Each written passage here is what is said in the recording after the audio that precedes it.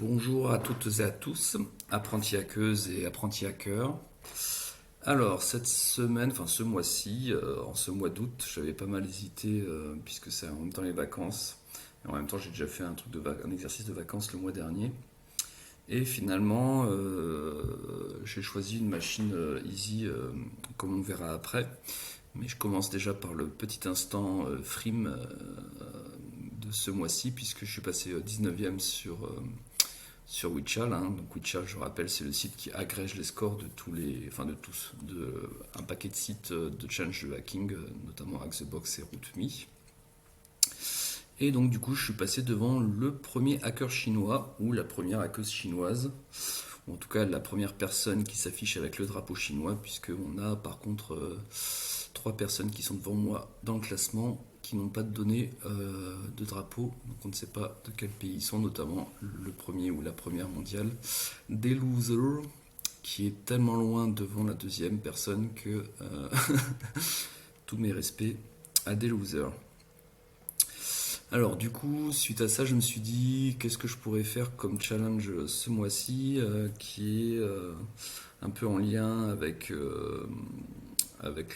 la Chine, puisque je passe devant la première personne qui s'affiche comme étant chinoise. Et je me suis dit, la Chine, qu'est-ce qu'il y a comme sujet? Il y a notamment la course de l'espace et la course, tout ce qui est satellite, etc., occupation de l'espace extraterrestre. Et du coup, il y a un challenge de Hack the Box qui est une machine easy qui s'appelle Router Space.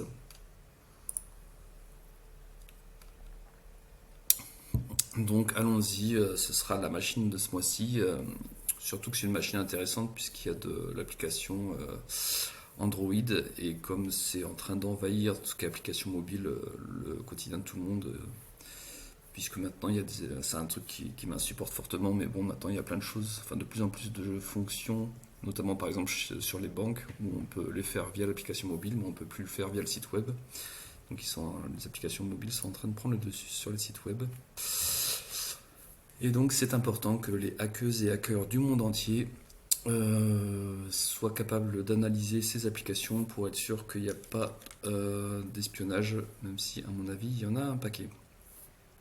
Bref, on va pas trop s'étaler sur ce sujet et donc on commence cette machine Router Space. Donc j'ai déjà lancé le VPN Hack the Box comme on peut le voir en bas à gauche. J'ai aussi lancé Burp qui servira plus tard. Pour l'instant, on fait comme s'il n'était pas là. Et j'ai déjà fait le Scan and Map pour gagner du temps comme dans chaque vidéo. Et voici la sortie de ce scan. Donc quand on essaye de scanner tous les ports de cette machine cible, on se rend compte qu'il y a deux ports ouverts, le port 22 et le port 80. Très classique. Rien d'autre de pertinent dans un premier temps. Donc à partir de là, ça on va pouvoir le dégager, il n'y aura plus besoin. À partir de là, si on regarde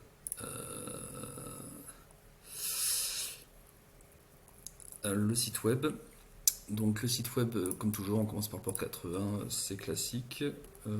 J'ai oublié de récupérer l'IP de la cible. On va le prendre dans le scan and map, elle est là. Tac. http:// la cible. Ça mouline un petit peu.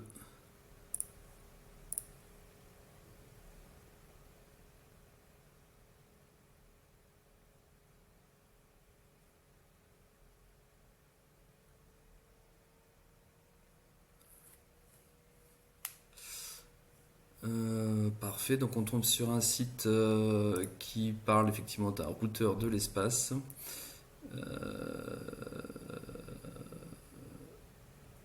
Qui est évidemment trop bien avec plein de super fonctions. Mais en fait, pour gagner du temps, la seule chose intéressante, ça va être le lien ici, Download, qu'on a aussi en haut à droite. Tout le reste, de toute façon, c'est un lien qui ne marche pas. Et il n'y aura pas grand chose d'autre d'intéressant sur ce site web. Donc je télécharge l'APK qui est fourni sur le site web. Et ensuite, donc pareil, on pourrait creuser plein de choses, hein, la tech stack comme on dit, pour identifier la technologie du site web. On pourrait faire du brute force, notamment au niveau des directories site web, ce qu'on fait souvent et on l'a beaucoup fait sur la chaîne Acksize. Donc je ne vais pas m'étendre sur le sujet, même s'il y a un sujet un peu intéressant, parce que le brute force sur ce site est particulièrement compliqué, parce qu'il détecte les activités suspectes. Bref, on passe, puisque c'est pas le cœur de cette machine et que normalement vous trouvez rien de passionnant à ce niveau-là. Donc une fois qu'on a récupéré l'APK, qu'est-ce qu'on va faire? On va, bon, comme on l'a fait il y a deux machines plus tôt, hein, puisqu'on a fait une machine avec une application mobile Android aussi en juin si je me trompe pas. Donc les premières étapes elles vont être un peu semblables. Je rappelle aussi que du coup là on va faire un APK tool pour désassembler cet APK. Et au passage, je rappelle ce que je n'avais pas fait dans la vidéo de juin, que du coup APK Tools, ça permet donc de désassembler donc un APK, puisque un APK c'est juste une archive et ensuite à l'intérieur on a du code de différents types d'ailleurs. On peut avoir du code Java, ce qui est le cas en général, mais il y a aussi du Kotlin. Alors du coup, le Kotlin c'est quoi? Ça c'est beaucoup moins connu que le Java et c'est un langage de programmation orienté objet et fonctionnel avec typage dynamique qui permet de compiler pour la machine virtuelle Java, JavaScript et plein d'autres plateformes en native. Donc voilà, ça c'est moins connu, mais dans un APK on peut mettre différents langages, pas que du Java pur. Et dans tous les cas, c'est géré par APK Tool, il est capable de sortir tout ça sans souci. Ceci étant dit, une fois qu'on a ouvert enfin, dès qu'on. Faut pas se tromper sur le terme, décompilé l'APK, même si décompressé, c'est pas loin. Prochaine étape, on va regarder l'Android Manifest. Alors, l'Android Manifest, c'est quoi? Il est là à la racine, on va le faire avec Mousepad, Android Manifest. Donc c'est un fichier manifeste Android, hein, si on traduit mot à mot, et donc ça décrit le nom, la version, les droits d'accès, les fichiers de librairie référencés pour l'application APK. Du coup, faut pas enfin, c'est un bon début d'investigation, puisque par exemple, si on regarde cette Android Manifest, on voit que dans Android Name, donc en fait au niveau de l'activity, donc au niveau du tag, parce que c'est un fichier XML, ça vous a pas échappé, donc au niveau du tag activity, si on regarde Android Name ici, on a la classe qui va être lancée par l'activity, donc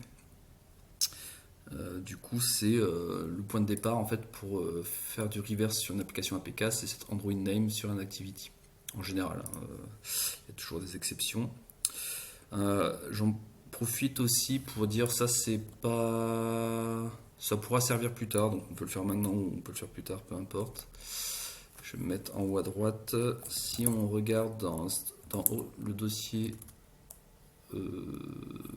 router space, là où on a décompilé l'APK, on a un dossier qui s'appelle original meta inf et cert RSA. En gros, si on regarde s'il y a des certificats qui traînent, on voit qu'il y a un certificat qui traîne dans ce dossier et on voit qu'il y a un router space.htb1.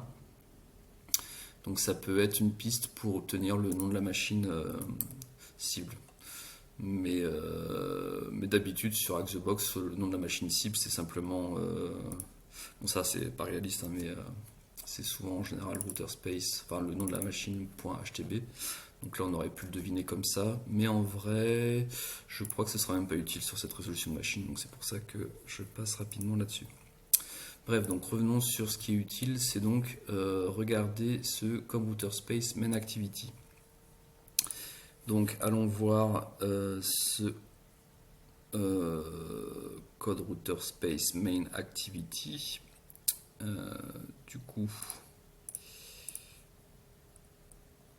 on va le faire avec un CD. Hein. Je ferme ça et on y va comme ça. Donc,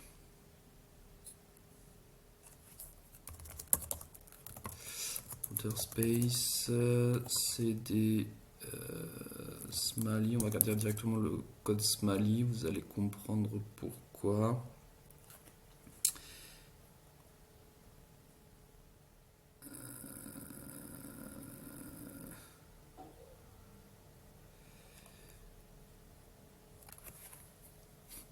Alors là par contre je me souviens plus le répertoire intéressant, et pour pas faire de temps j'aurais bien aimé y aller directement.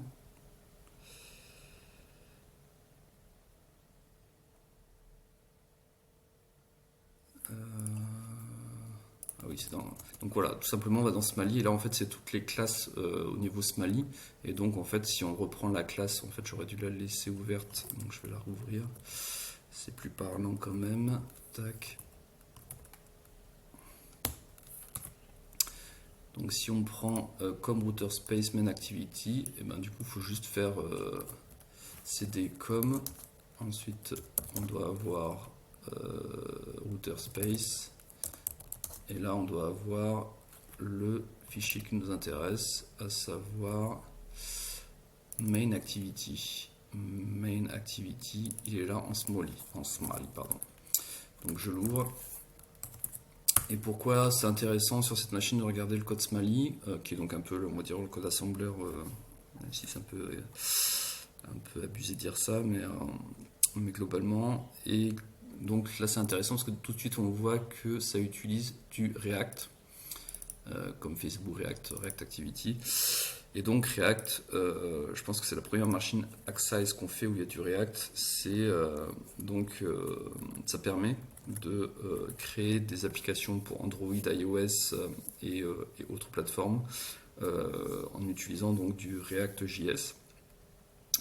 Et c'est quand même pas mal utilisé parce que ça permet aux boîtes d'avoir une seule application sur les différentes plateformes et pas de développer en parallèle une version pour Android et une version pour iOS d'Apple.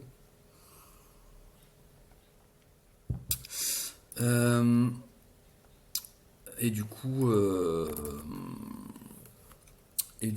je vais en profiter quand même pour parler maintenant, avant de plus rentrer dans le reverse, de la hackeuse du mois qui illustre cette vidéo, qui est donc Maddie Stone. Je suis assez surpris que je n'ai pas encore parlé d'elle sur la chaîne Access, puisque c'est une hackeuse quand même très renommée mondiale. Et donc il y avait une pléthore elle a fait tellement de choses qu'on aurait pu parler d'elle sur plein de choses, mais là ce qui est en lien avec cette vidéo, c'est donc ce projet qu'elle a fait sur comment apprendre et le reverse engineering d'applications Android avec des exercices comme vous pouvez le voir ici. Voilà, donc ça c'est fait pour la hackeuse du mois. Et du coup, donc du coup en fait, vu que c'est du React et que d'expérience le React c'est quand même casse-bonbon on va dire à analyser en statique, c'est plus simple de partir sur de l'analyse dynamique. Donc partons plutôt sur de l'analyse dynamique. Et pour faire de l'analyse dynamique, ça va ressembler fortement à la semaine dernière, puisque je vais utiliser, pas la semaine dernière, au mois de juin, puisque je vais utiliser, comme le mois de juin, une Genymotion, et donc une instance virtuelle d'un Android. Et d'ailleurs, je prends exactement la même que celui du mois de juin. A priori, ça devrait marcher en termes de configuration. Donc je démarre mon Android virtuel. Parfait.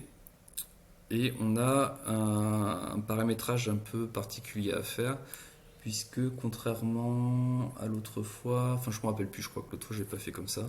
Mais là ce que je vais faire, c'est que comme je veux analyser des communications qui viennent de cette application vers Internet et que dans mon cas Internet c'est à travers le VPN Hack the Box. Du coup c'est pour ça que j'ai lancé donc dans cette VM un burp, et ce burp je vais vérifier de suite, mais j'ai besoin qu'il écoute sur toutes les interfaces. Donc là c'est pas le cas, donc je modifie ça de suite. Le proxy listener sur toutes les interfaces. Pourquoi? Parce que je vais aller le taper depuis une machine autre que cette VM. Voilà, parfait.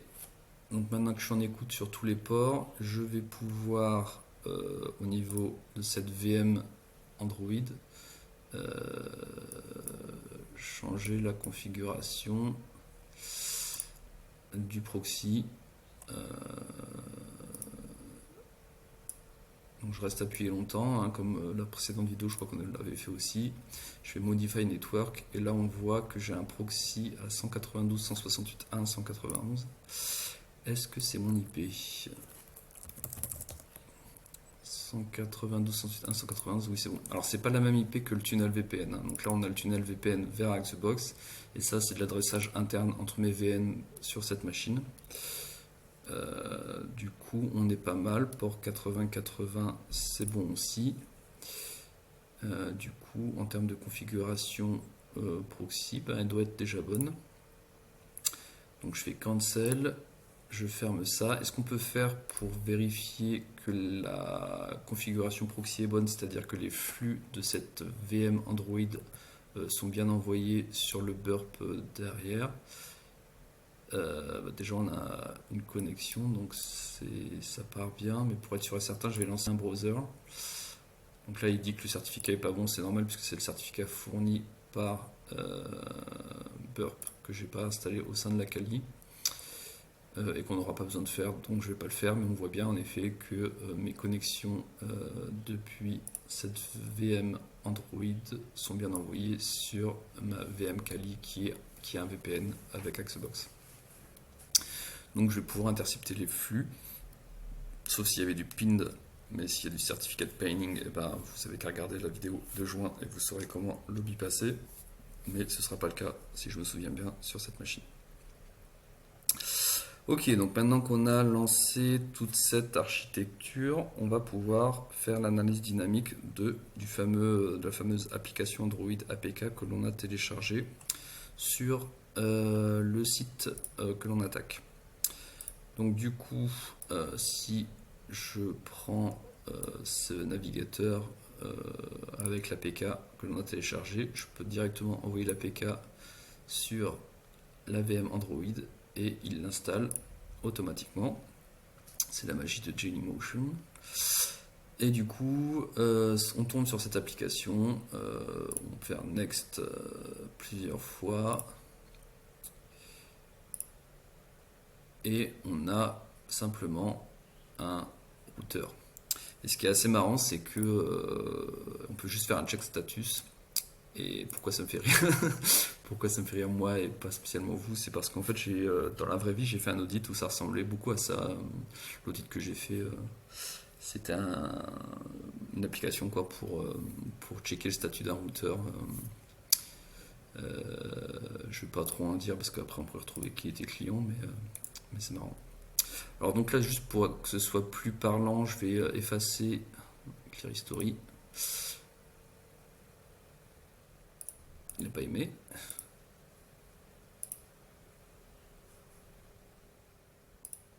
Alors, je vais enlever ça. Ah oui, ok, c'est parce que ça nous cache un message.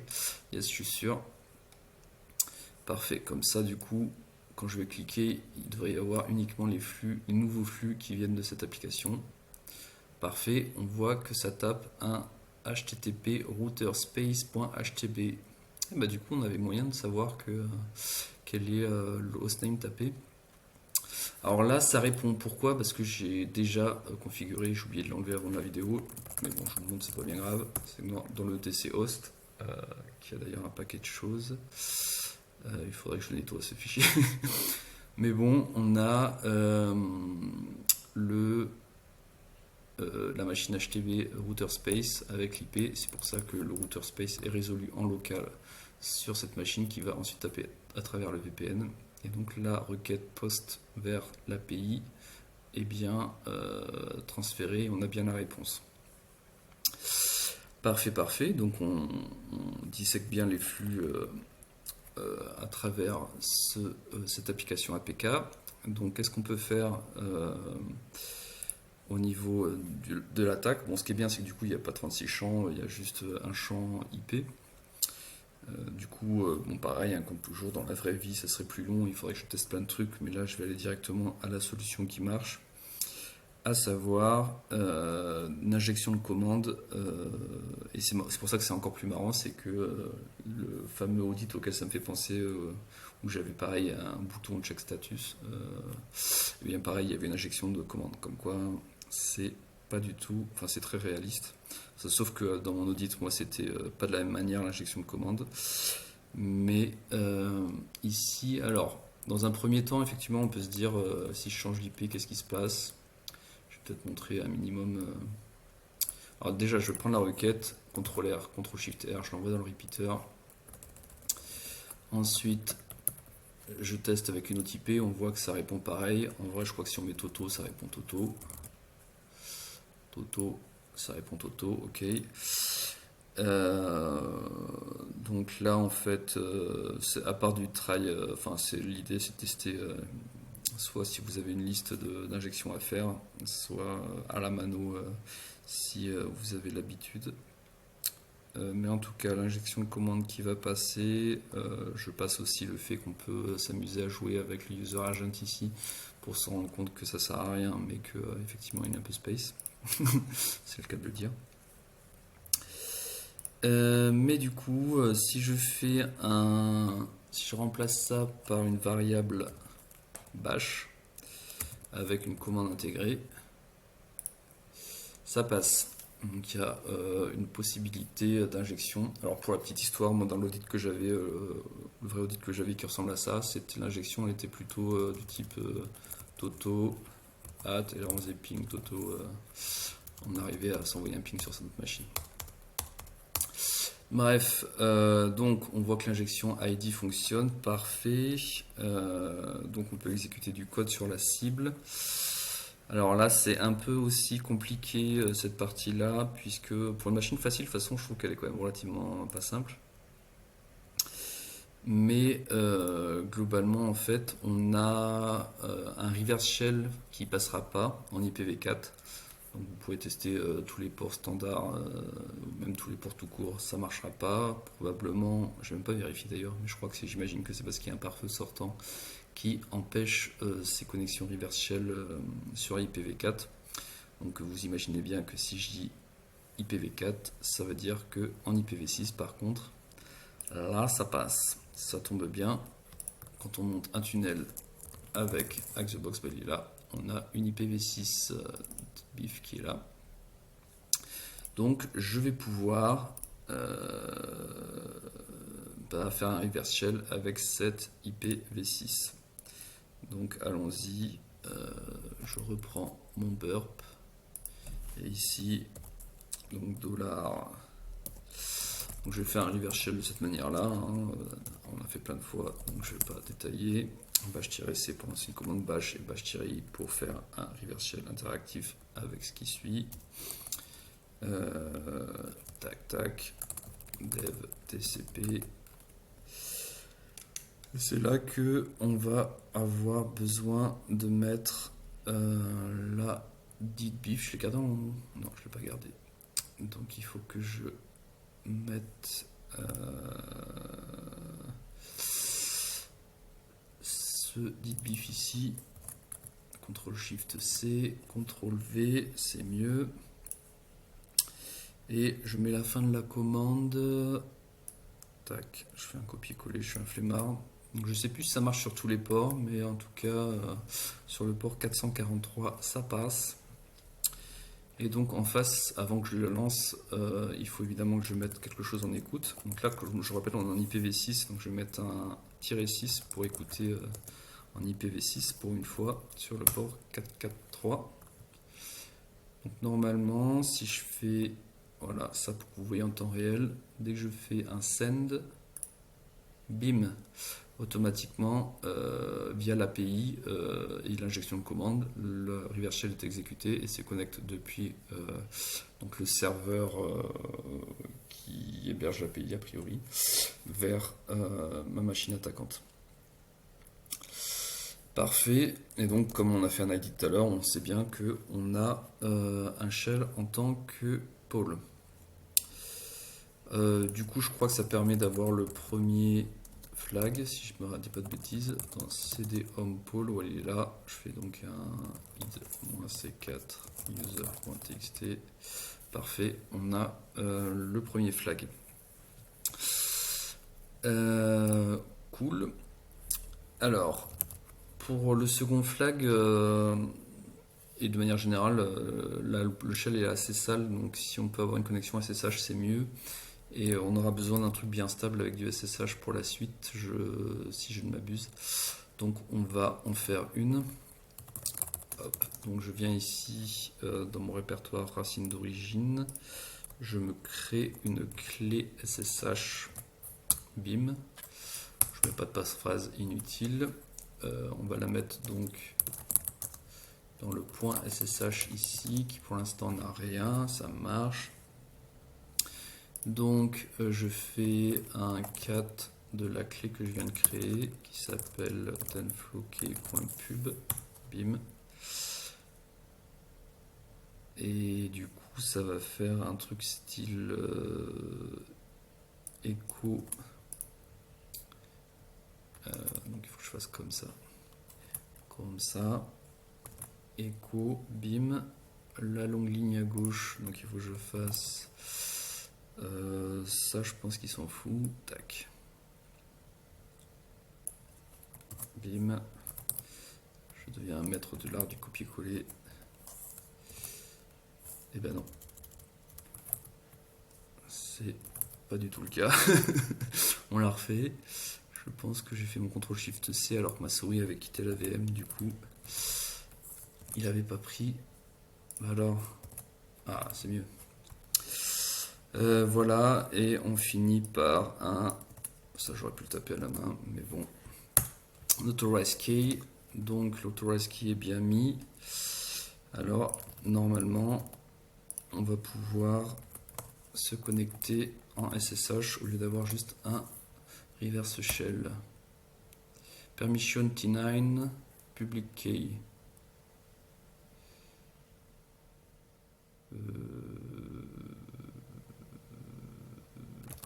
Ah ouais, c'est parce que j'ai pas mis le point key ici. Tac. C'est mieux. Donc avec la clé que j'ai générée, je la refais, avec la clé que j'ai générée et que j'ai mis dans le répertoire.ssh de la machine router space cible, ça me permet de pouvoir me connecter avec la clé privée associée et donc d'avoir un shell SSH plus propre que juste un reverse shell. C'est d'autant plus pratique que je vais pouvoir faire du SCP pour copier des outils sur la cible. C'est par contre pas super discret, hein, mais on est sur une machine Hack the Box, on n'est pas là pour faire du red team en mode discret. Du coup, je vais aller sur cette machine dans dev SHM comme souvent, puisque c'est la mémoire swap qui donc va disparaître au redémarrage, c'est plus discret pour le coup. Et je vais en bas à droite lancer un SCP avec la bonne clé. Je vais envoyer un limpiz, on l'a fait plein de fois, j'imagine sur ArcSize, comme c'est un grand classique. Donc je détaille pas, limpiz juste pour identifier des chemins d'élévation de privilèges. On le lance. Et on voit ce qu'il trouve.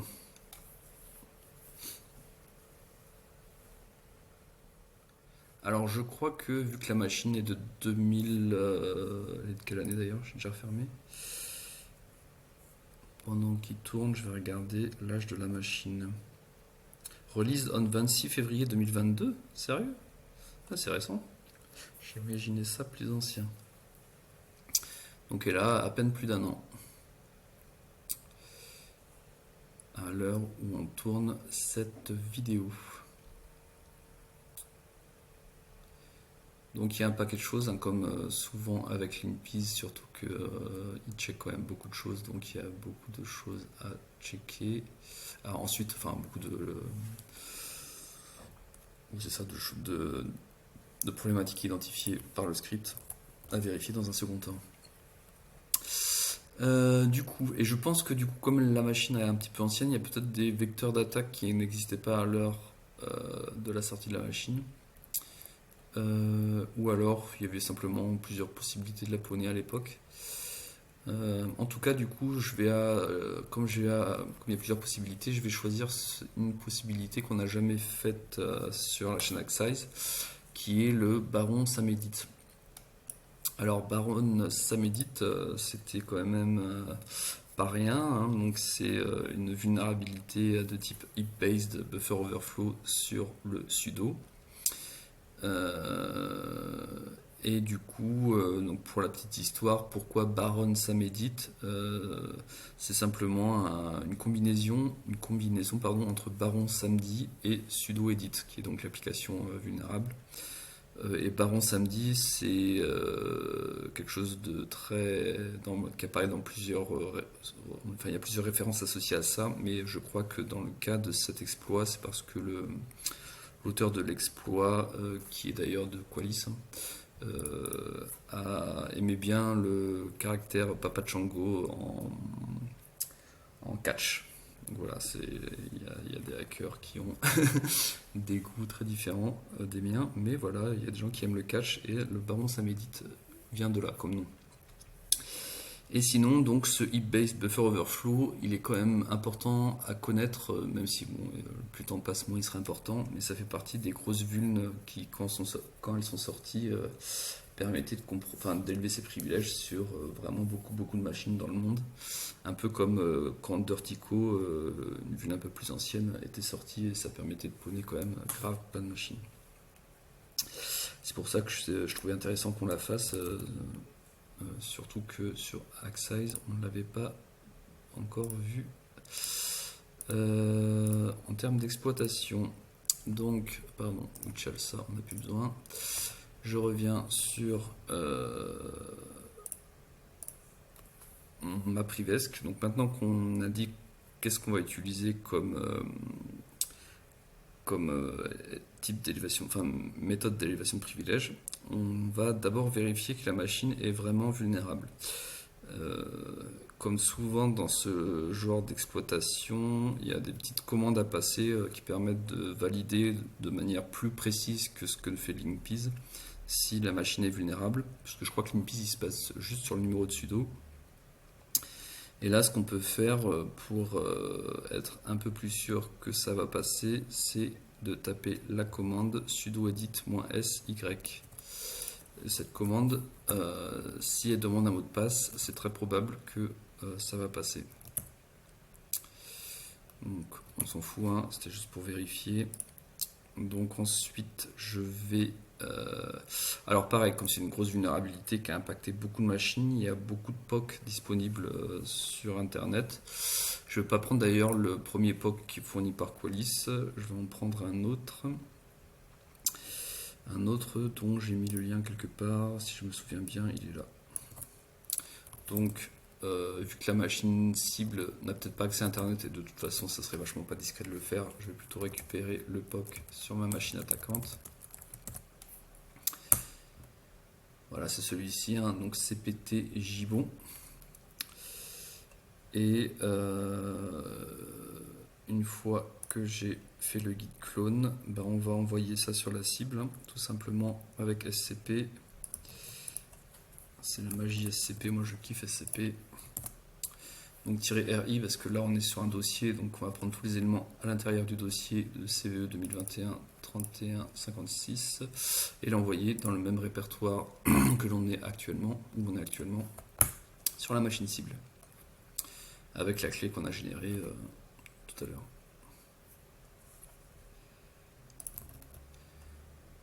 Donc ça fait un peu peur au début parce qu'on se dit ah mince, en fait il y a un Git, il va transférer plein de trucs, mais ça va, il n'y en a pas tant que ça. C'est pas super discret, je l'avoue, hein, mais c'est pas grave. Donc dans ce répertoire que j'ai transféré, il y a le fameux POC qui est ici. Alors, un truc que j'ai oublié de vérifier, c'est est-ce que Make est disponible? C'est le cas, donc ça c'est mauvaise pratique, hein. Normalement sur des machines en prod, vous ne laissez pas les outils de compilation. Ici c'est le cas, donc ça nous fait gagner du temps, on a juste à faire un make, comme ça compile direct pour l'architecture de la machine cible en plus. Et comme souvent sur les exploits comme ça, un peu comme Dirtico et d'autres, il y a juste à faire .exploit et bim, on est root. Pas bien compliqué. Ensuite on peut aller dans /root et faire un id-c 4 root.txt machine compromise pound. Donc maintenant qu'elle est pawn, un petit rappel comme chaque mois sur les machines. Si on est côté blue team, quels sont les éléments qui ont permis de la pawner et qu'est-ce qu'il faudrait corriger pour que ça ne se produise pas. Donc pour la privesse qu'on vient de faire, c'est facile, hein, il suffit simplement de mettre à jour le sudo. Donc toujours penser à garder la dernière version sur les machines en prod.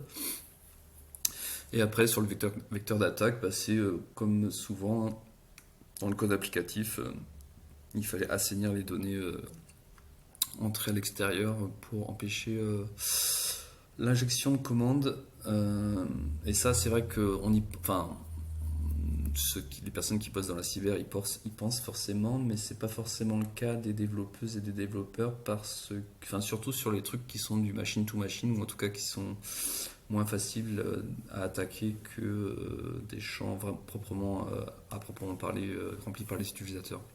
Puisque là en fait le champ il est pré-rempli par l'application APK, donc on a tendance à se dire c'est bon, on ne peut pas modifier cette requête. Si une application APK, même si c'est du code, il y a moyen de la disséquer comme on l'a vu et de voir les flux et les rejouer pour essayer d'injecter des commandes dans notre cas. Voilà, et comme c'est les vacances du mois d'août, j'ai un petit bonus pour vous. Si vous avez un peu de temps, c'est simplement une série que je viens de découvrir, que j'ai découvert en juillet et qui du coup, il n'y a que 2 saisons pour l'instant. La 3e saison va sortir en 2024 si je dis pas de bêtises. Mais j'en parle pourquoi ici? Parce que pour une fois il y a des hackeuses dans la série, c'est tellement rare qu'il faut qu'il y ait une série chilienne pour qu'on ait des hackeuses dans une série. Donc voilà, n'hésitez pas, et puis c'est pas mal, moi j'ai bien aimé en tout cas. Petit conseil, je mettrai le lien sous la vidéo, hein, tout comme je mettrai le lien sur le projet de Maddystone, et tout comme je mettrai le lien, c'était quoi le 3e? Il n'y a pas de 3e lien? Non, ce sera tout pour ce mois-ci. N'hésitez pas à laisser des commentaires. D'ailleurs, j'ai vu que j'en avais j'en ai un qui vient de tomber pendant que je fais la vidéo, donc j'y répondrai juste après, au passage. C'est vrai que je ne suis pas souvent sur YouTube, donc je réponds un peu en décalé, mais bon. Et donc je vous dis à la fois prochaine pour faire un pas de plus sur le niveau en hacking de Lisbeth Salander.